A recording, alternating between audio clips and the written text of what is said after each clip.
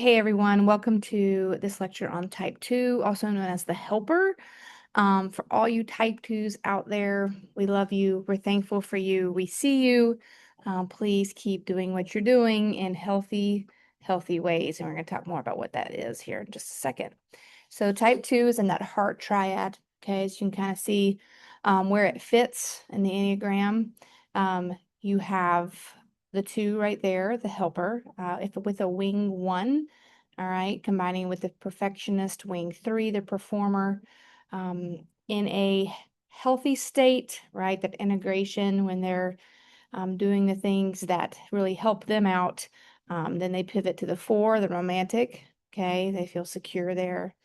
And then when they're not and they're a bit stressed and maybe a little disintegrated, they're going to an 8, the protector. Some people call 8 the challenger. All right. So think about what someone who's a helper, when they become a challenger, what that might look like.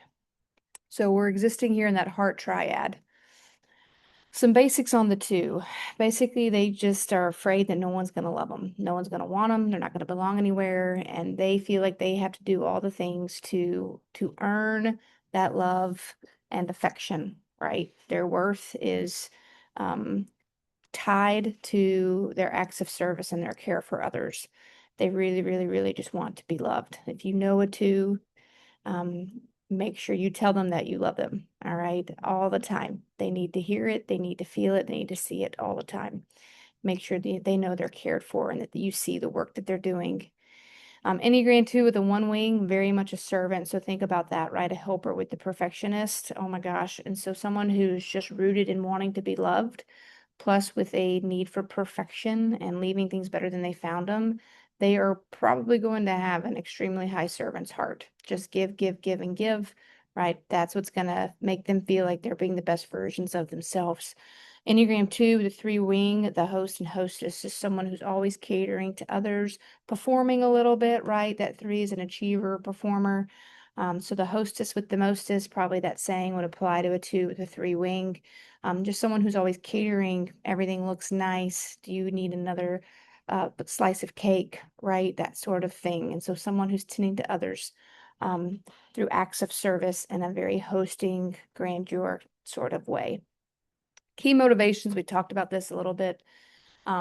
It's all about feelings for these guys, all right? So wanting to be loved, figuring out how to express their needs to other people as well. And we're going to find that's a crucial part to whether our 2s are living in healthier and unhealthy spaces.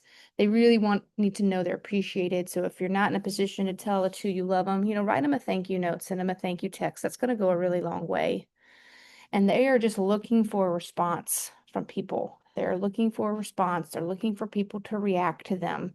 They don't just want to be wallflowers, right?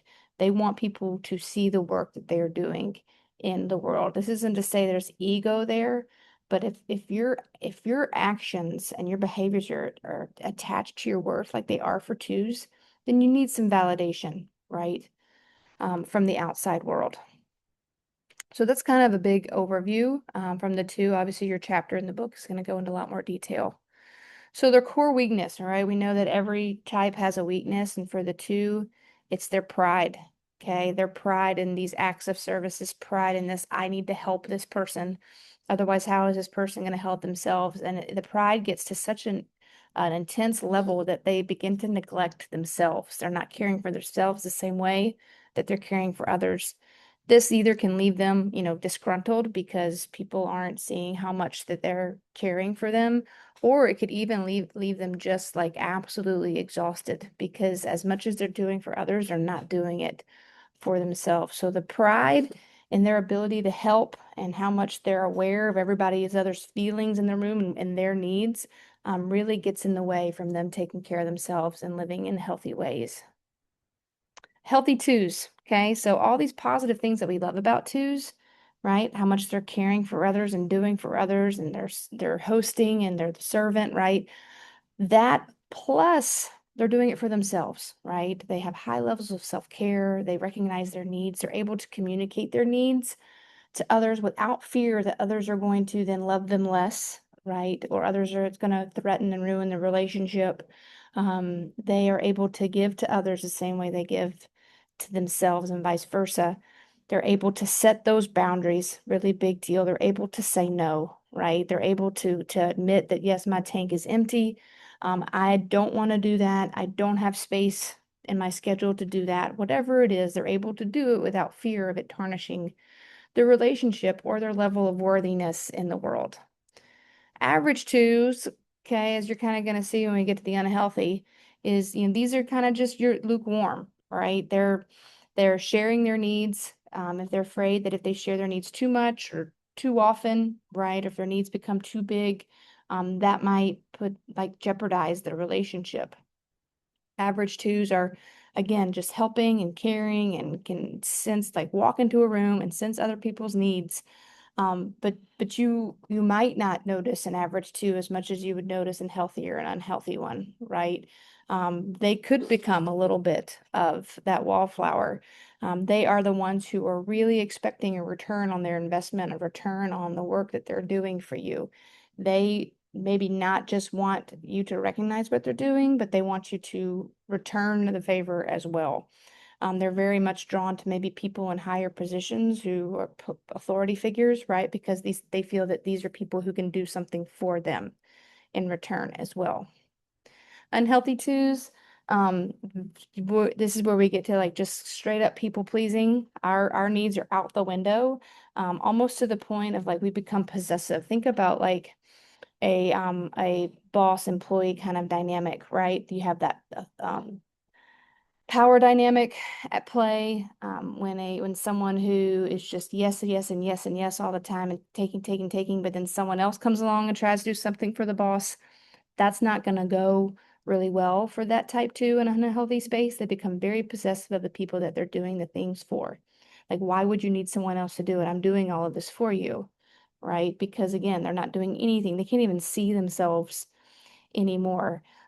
Also, this can show up in a martyrdom kind of way, where this is just my cross to bear. You kind of see the graphic here of pulling the ego, again, that pride, just kind of pulling that through with them, and that shows up in this kind of martyrdom mindset. There's a movie, I think it's called Straight Talk, or Nine to something, Straight Talk, I think. It's Dolly Parton, and she becomes a radio radio host, like a talk show host. And she has this quote when she tells someone that calls in, she's like, come about martyrdom, like, come down off the cross, somebody needs the wood, right? Like, this is what we'll see in unhealthy twos. I don't know why that quote sticks with me, but it does. Love Dolly. Oh, and right on time. Look at there. I didn't even plan that. That was totally unscripted. So, famous twos that you might recognize, some fictional, some real life. We do have Dolly. Hopefully, if hopefully you know who Dolly Parton is. If you don't, I encourage you to go and look into her philanthropic work. She has her own literacy library. Obviously, there's Dollywood. She gave millions to her community when there was a significant fire that destroyed a lot of people's lives. So I encourage you to kind of look into her life a little bit, just someone who's made good everywhere she's gone. Desmond Tutu, who has a great philosophy called Ubuntu, about living life together and doing things for the common good. Another 10 out of 10 recommendation. Eleanor Roosevelt did a lot as a first lady when she was in office. And then, if you are a Lord of the Rings fan, Samwise, who was Frodo's right hand, massive, massive helper, maybe to the point of a little unhealthy. Interested to hear your take. And then Mother Teresa, rest in peace, someone who just completely gave her life for the betterment of others and serving those in need and with less. So hopefully this gives you a good overview, this plus reading the chapter in the book. And like I said at the beginning, twos, thank you. We need you. We see you. Please take care of yourself. All right.